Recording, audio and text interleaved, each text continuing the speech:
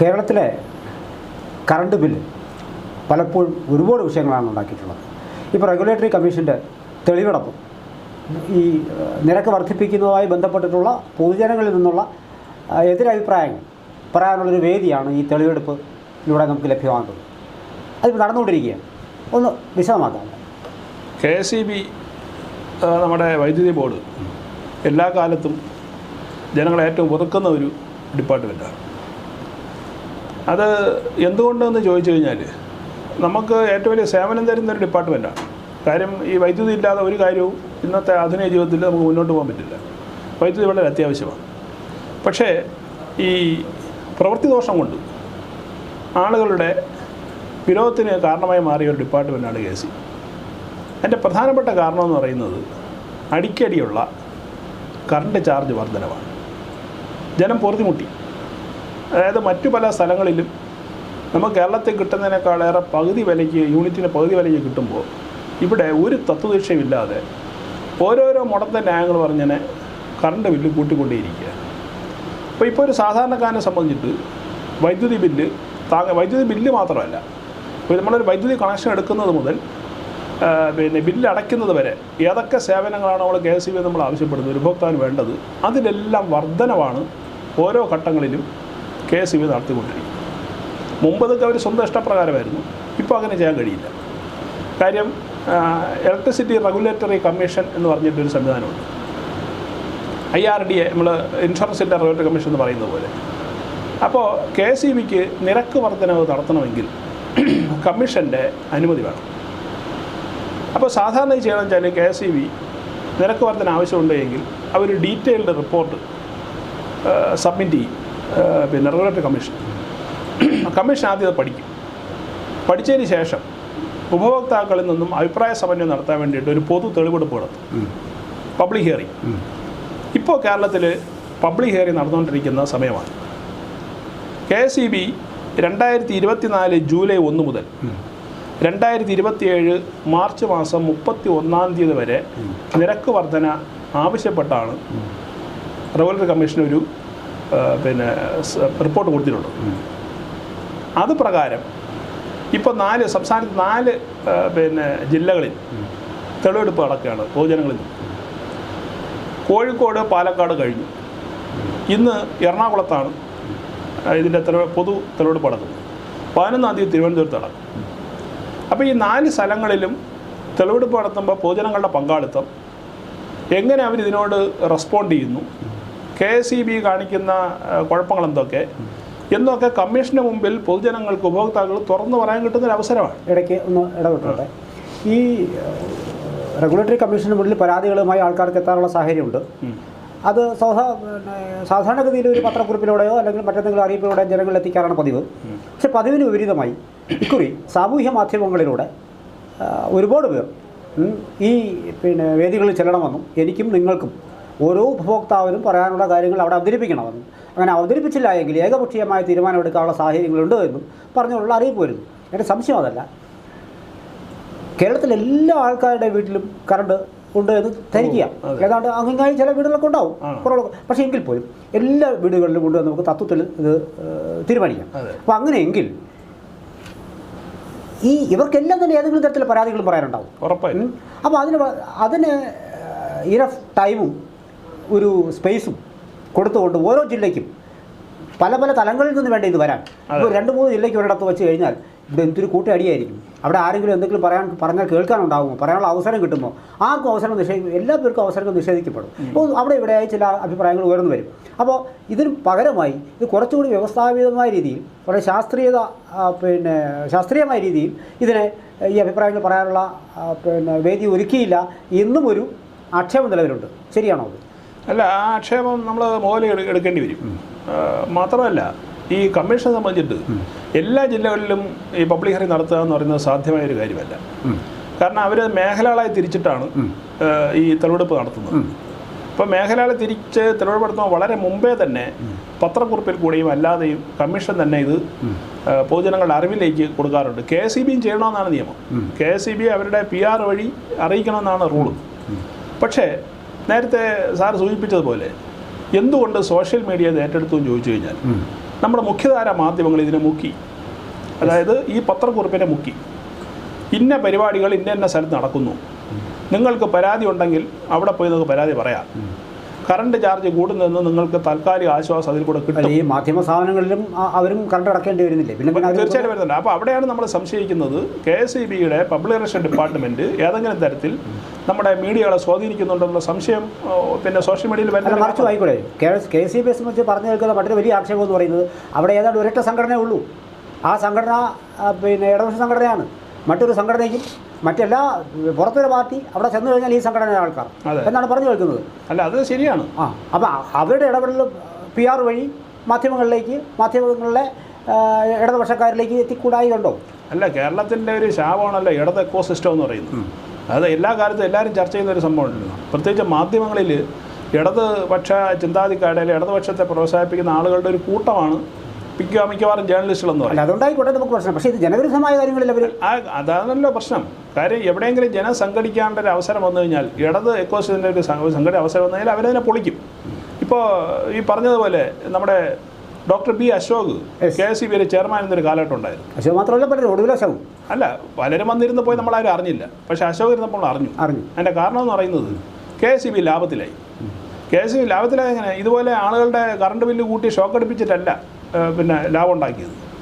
നമ്മുടെ സർക്കാർ ഓഫീസറടക്കം കോടിക്കണക്കിന് രൂപ കുടിശ്ശിക, വഴിവിട്ട പല ചെലവുകളും അദ്ദേഹം വഴിവിട്ട ചെലവുകൾ, അതുപോലെ കുടിശ്ശിക, മുതലാളിമാരുടെ കുടിശ്ശിക, സർക്കാർ ഓഫീസുകളുടെ കുടിശ്ശിക, ഈ വക സാധനങ്ങളൊക്കെ പിരിച്ചെടുക്കാൻ നടപടി സ്വീകരിച്ചു. പാഴ്ചെലവുകൾ നിയന്ത്രിച്ചു. KSEBയിലെ പാഴ്ചെലവ് നിയന്ത്രിച്ചു. അവിടുത്തെ പർച്ചേസിൽ നിയന്ത്രണം ഉണ്ടാക്കി. ഇങ്ങനെ കുറേ നിയന്ത്രണം കൊണ്ടുവന്നപ്പോഴത്തേക്ക് അവിടുത്തെ CPMൻ്റെ സംഘടനയ്ക്ക് സഹിച്ചില്ല. അവർ ഇദ്ദേഹത്തെ പിന്നെ പുറത്തു കളിക്കാനുള്ള ശ്രമം നടത്തി. വലിയൊരു ശ്രമം നടത്തി. അത് അവിടെ ഒരു കുടുംബസ്വത്ത് പോലെ ഒരാൾ ഈ സംഭവം കൊണ്ടു നടക്കുന്നുണ്ട്, യൂണിയനെ. അപ്പോൾ അങ്ങനെ വന്ന സമയത്ത് പിന്നെ പിൻവാതിൽ നിയമനവും, ഇതിനേക്കാൾ ഏറ്റവും കൂടുതൽ പിൻവാതിൽ നിയമനങ്ങൾ അതിൻ്റെ കൂടെ നടക്കുന്നുണ്ട്. ഇതെല്ലാം ഇദ്ദേഹം നിർത്തലാക്കിയ സമയത്ത് KSEB ലാഭത്തിലായപ്പോൾ ഇവർക്ക് മനസ്സിലായി, ഇയാളെ ഞാൻ കയറിയിൽ വിട്ട് കഴിഞ്ഞാൽ നമ്മുടെ അജണ്ടകളൊക്കെ പൊളി. പിന്നെ മറ്റൊന്ന് പറയുന്നത് ഒരു തത്വദീക്ഷയില്ലാത്ത അല്ലെങ്കിൽ തുല്യതയില്ലാത്ത ശമ്പള നിരക്കുകൾ. അപ്പോൾ ഇങ്ങനെ ഒരു ആരോപണം വന്നപ്പോഴേക്കും ഇവർ പിന്നെ വൈദ്യുതി മന്ത്രിയെ ഇവരുടെ നിയന്ത്രണത്തിൽ നിൽക്കാത്തത് കൊണ്ട് മുഖ്യമന്ത്രിയുടെ ഓഫീസ് വഴി ബന്ധപ്പെട്ട് ഈ മനുഷ്യനെ, ഈ അശോക് എന്ന് പറയുന്ന അന്നത്തെ KSEB ചെയർമാനെ പുറത്തടിക്കുകയായിരുന്നു. അതിനുശേഷം KSEBയിൽ വീണ്ടും തന്നിഷ്ടം. ഇപ്പം നഷ്ടത്തിലാണെന്നാണ് പറയുന്നത്. KSEB ഈ നഷ്ടം നികത്താനാണ് ഈ നിരക്ക് വർധന. എപ്പോഴൊക്കെ KSEBക്ക് നഷ്ടം വരുന്നുവോ ആ നഷ്ടം നികത്തി കൊടുക്കേണ്ടത് നമ്മളെപ്പോലുള്ള ഉപഭോക്താക്കളുടെ ബാധ്യതയാണ്. ഇപ്പോഴുള്ള നഷ്ടത്തിൻ്റെ കാരണം നേരത്തെ സാർ സൂചിപ്പിച്ച പോലെ അവിടെ ഉണ്ടായ ശമ്പള വർധനമാണ്. അവർ തന്നെ ഒരു കമ്മീഷൻ ഉണ്ടാക്കി, സർക്കാരിൻ്റെ അനുമതി പോലും വാങ്ങാതെ തോന്നിയതുപോലെ പിന്നെ ഒരു മാനദണ്ഡമില്ല. അപ്പോൾ സർക്കാർ ജീവനക്കാർക്ക് തന്നെ ആണെങ്കിൽ ഒരു കമ്മീഷൻ വയ്ക്കും. ആ കമ്മീഷൻ റിപ്പോർട്ട് കൊടുക്കും. അതിൻ്റെ മേലെ പിന്നെ മന്ത്രിസഭ ഉപസമിതി ചർച്ച ചെയ്യും. പിന്നെ മന്ത്രിസഭ സമിതി ചർച്ച ചെയ്യും. ഇങ്ങനെയൊക്കെ വലിയൊരു പ്രോസസ്സിൽ കൂടെയാണ് അവസാനം വരുന്നത്. പിന്നെ വെട്ടേണ്ടടുത്തൊക്കെ വെട്ടിയിട്ടാണ് അവസാനം ഇവർക്ക് എന്തെങ്കിലും കിട്ടുന്നത്. പക്ഷേ ഇവിടെ അങ്ങനെയല്ല. അവർ തന്നെ ഒരു കമ്മീഷൻ പോലെ അവിടുത്തെ 3-4 ആളുകളിരുന്ന് കമ്മീഷൻ ഉണ്ടാക്കി അവർ തന്നെ പിന്നെ മുന്നോട്ട് വെച്ചു. അതങ്ങ് പാസ്സാക്കി എടുക്കുകയും ചെയ്തു. അതുകൊണ്ട് സംഭവിച്ചെന്താ, ഏറ്റവും താഴേക്കിടയിലുള്ള ജീവനക്കാരന് വരെ ലക്ഷങ്ങൾ ശമ്പളം കിട്ടുന്നൊരു സാഹചര്യമാണ്. ഇങ്ങനെ വന്നപ്പോഴേക്കും എന്താ പറ്റി, വരുമാനവും ചെലവും പൊരുത്തപ്പെടാതായി. വലിയൊരു ഗ്യാപ്പ് രണ്ടിൻ്റെ ഇടയിൽ വന്നു. ഈ റവന്യൂ ഗ്യാപ്പ് നികത്തണം എന്ന് ആവശ്യപ്പെട്ടുകൊണ്ടാണ് റെഗുലേറ്ററി കമ്മീഷന് മുന്നിൽ ഇപ്പോൾ KSEB പോയിട്ടുള്ളത്. പക്ഷേ ഈ ഗ്യാപ്പ് എന്തുകൊണ്ടുണ്ടായി എന്ന് അവർ പറയുന്നില്ല. അതാണ് അവരുടെ ബുദ്ധിപരമായിട്ട് സംഭവിച്ചിരുന്നത്. എന്തുകൊണ്ട് റവന്യൂ ഗ്യാപ്പ് ഉണ്ടായി എന്നുള്ളത് ഒരിക്കലും അവർ സൂചിപ്പിക്കുന്നില്ല. ഈ പാഴ്ചെലവുകൾക്ക് അപ്പുറം ട്രാൻസ്മിഷൻ ലോസ് എന്ന് പറയുന്നത് KSEBക്ക് ഏറ്റവും കൂടുതൽ നഷ്ടം ഉണ്ടാകുന്ന ട്രാൻസ്മിഷൻ ലോസിലാണ്. അത് നിയന്ത്രിക്കാനോ അതിനെ പിന്നെ പരിഹരിക്കാനുള്ള ശ്രമം അവരുടെ ഭാഗത്തുനിന്നുണ്ടാവുന്നില്ല. പിന്നെ മറ്റൊരു വിഷയം, ഈ കഴിഞ്ഞ ഒരു 5-8 മാസം ഉണ്ടായ വലിയൊരു KSEBയായിട്ട് ബന്ധപ്പെട്ട വലിയൊരു വിഷയമാണ് നെറ്റ് മീറ്ററുമായിട്ട് ബന്ധപ്പെട്ടൊരു വിഷയം. നമ്മുടെ സംസ്ഥാനത്ത് അറിയാമല്ലോ, നമുക്ക് ആവശ്യമുള്ള വൈദ്യുതിയുടെ 45-50% മാത്രമേ ഉൽപ്പാദിപ്പിക്കുന്നുള്ളൂ. ബാക്കി കാശ് കൊടുത്ത് വാങ്ങലാണ് പതിവ്. അങ്ങനെ കേന്ദ്ര സർക്കാരിൻ്റെ PM സൂര്യഘർ യോജന എന്ന് പറഞ്ഞിപ്പോൾ പ്രൈം മിനിസ്റ്ററുടെ ഒരു സ്കീം വന്നു. അതായത് പിന്നെ വീടുകളിൽ സോളാർ പ്ലാന്റുകൾ സ്ഥാപിച്ച് അതിൽ നിന്ന് വൈദ്യുതി ഉൽപ്പാദിപ്പിക്കുക എന്ന് പറയുന്നൊരു സംവിധാനം. അതിനകത്ത് അപേക്ഷ കൊടുത്ത ആളുകളുടെ അപേക്ഷ ഇതുവരെ KSEB പ്രോസസ്സ് ചെയ്തിട്ടില്ല. അതിന് മുമ്പ് KSEB ഉണ്ട് പുരപ്പുറ സോളാർ പദ്ധതിയുണ്ട്. അതിനകത്ത് എടുത്തവരിപ്പോൾ പെട്ട് കിടക്കുകയാണ്. എന്താ കാര്യം അറിയുമോ? ഈ നെറ്റ് മീറ്റർ KSEB കൊടുക്കുന്നില്ല. നെറ്റ് മീറ്റർ എന്ന് പറഞ്ഞു കഴിഞ്ഞാൽ KSEBയുടെ ഗ്രിഡിലേക്ക് വൈദ്യുതി കൊടുക്കുന്ന ഒരു മീറ്ററാണ് നെറ്റ് മീറ്റർ എന്ന് പറയുന്നത്. അപ്പോൾ ഇത് കൊടുത്താൽ മാത്രമേ ഇവർക്ക് ഈ പറഞ്ഞ പോലെ ഗ്രിഡിലേക്ക് കറണ്ട് കൊടുത്ത് അതിൽ നിന്ന് തങ്ങളുടെ ഈ വൈദ്യുതി ചാർജ് കുറയ്ക്കാൻ പറ്റുള്ളൂ. ഇപ്പോൾ അവർ 3-4 ലക്ഷം രൂപ കൊടുത്ത് സോളാർ സ്ഥാപിച്ച വീട്ടുകാരിപ്പോൾ അനുഭവിക്കുന്ന ബുദ്ധിമുട്ട് എന്ന് പറയുന്നത് ഈ മീറ്റർ കിട്ടാത്തത് കാരണം ഗ്രിഡിലേക്ക് കറണ്ട് കൊടുക്കാൻ കഴിയുന്നില്ല. അപ്പോൾ അവർ ഇൻവെസ്റ്റ് ചെയ്ത പൈസ ഇപ്പം ഡെഡായിട്ട് കിടക്കുകയാണ്. വലിയ തുക ഈ ബില്ലും അടയ്ക്കേണ്ടി വരുന്നു. ഇത് വലിയ പ്രതിഷേധത്തിനിടയാക്കി. അങ്ങനെ കമ്മീഷൻ്റെ മുമ്പിൽ കുറേ ഉപഭോക്താക്കളെ പരാതിയായിട്ട് പോയി.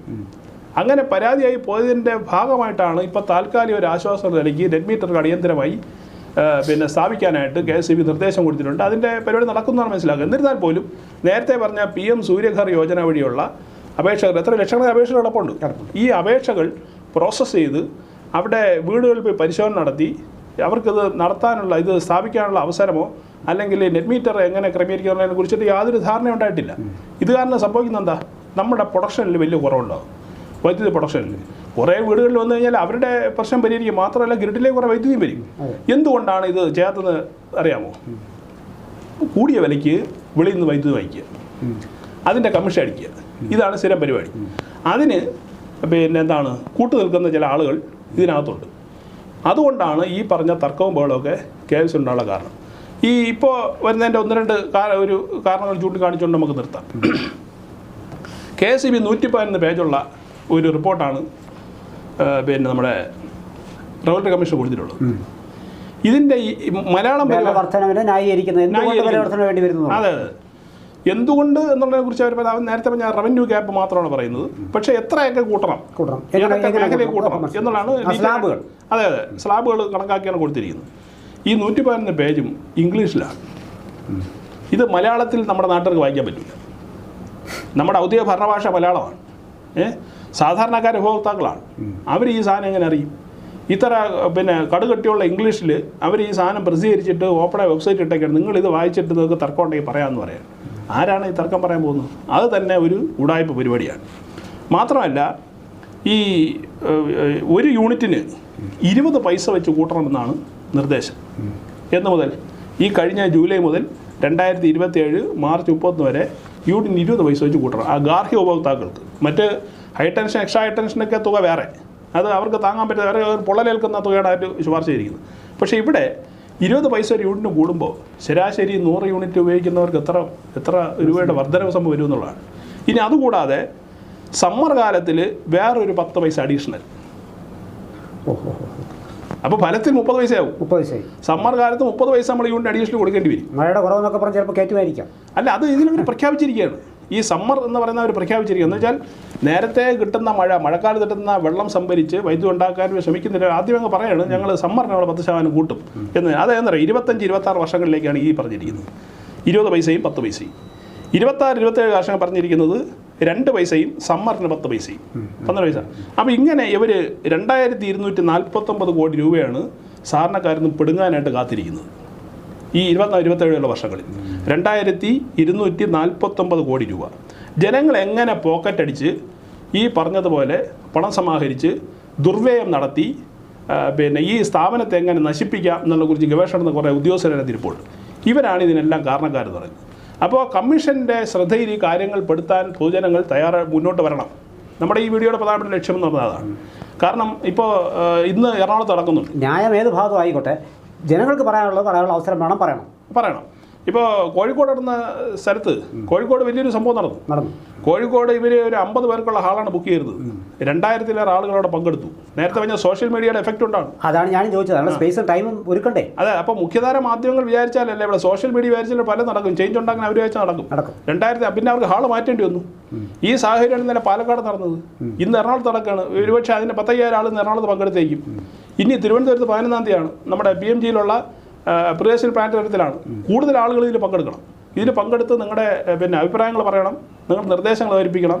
അങ്ങനെ ചെയ്തില്ല എങ്കിൽ സാറേ സംഭവിക്കാൻ പോകുന്നത് കറണ്ട് അടിച്ചല്ല, കറണ്ട് ബില്ല് കണ്ട് മരിക്കേണ്ട അവസ്ഥ. 2027 വരെ 20 പൈസ. ഇത് അവർ തന്ത്രമായി സ്വീകരിക്കുകയും ഒരു കാരണമില്ല ഇങ്ങനെ കറണ്ട് ചാർജ് കൂട്ടിക്കൊണ്ടേയിരിക്കുകയും ചെയ്യുന്ന ഒരു സാഹചര്യത്തിലേക്കാണ് കേരളം പോകുന്നത്. അതുകൊണ്ട് ഉണരൂ ഉപഭോക്താവെ ഉണരൂ എന്ന് പറയുന്ന ഒരു ഇതുണ്ടല്ലോ, അത് ഇപ്പോൾ ഉണർന്നില്ലെങ്കിൽ ഇനി ഉണരേണ്ടി വരില്ല.